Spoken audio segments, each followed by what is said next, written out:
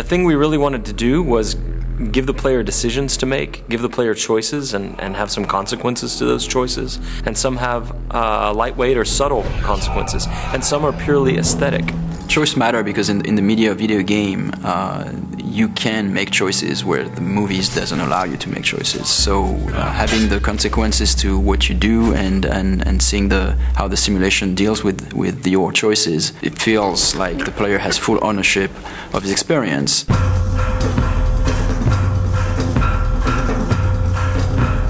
My goal is that everything that the player wants to do, he should be able to do it.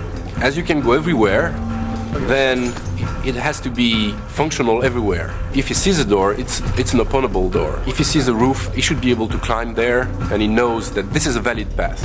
As you guide Corvo through the world, as you see this world from a first-person perspective, you can constantly approach the game with all-out violence or subtlety, like you can be very surgical in how you move into an environment and how you deal with the assassination target. Ce qui est vraiment très intéressant dans Dishonored, c'est la possibilité pour le joueur de vraiment inventer son histoire, on va dire. Il peut vraiment jouer le jeu de la façon dont il a vraiment envie. Il peut très bien jouer au jeu sans jamais tuer personne, ou alors être une bête sauvage et attaquer tout le monde, mais ça aura des conséquences dans le jeu. I feel like we might have made the first assassination game where you don't actually have to kill anybody. Donc l'IA dans Dishonored est assez particulière dans le sens où il faut qu'elle réagisse vraiment à tout ce que le joueur est capable de faire, que ce soit de par ses pouvoirs ou de ce que ce soit que le joueur peut être assez furtif par rapport aux IA. Dans Dishonored, le joueur a la possibilité donc de jouer de différentes façons, et s'il choisit la façon vraiment furtive, essayer de... There's really no reason for you to listen to me. If you ever need steady work, you come see me. Il peut écouter ce que l'IA va dire. Il peut écouter les conversations, il peut obtenir il peut avoir quelques indices en fait sur ce qui se passe, sur comment arriver à résoudre sa mission. Oui, donc le joueur va pouvoir utiliser des combinaisons de pouvoirs assez variées.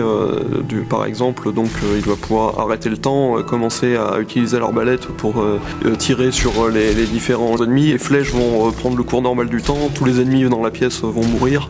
Il peut utiliser ça de façon... il peut utiliser des combinaisons complètement incroyables. Et je pense que on va être assez étonné de ce que les joueurs vont être capables de faire.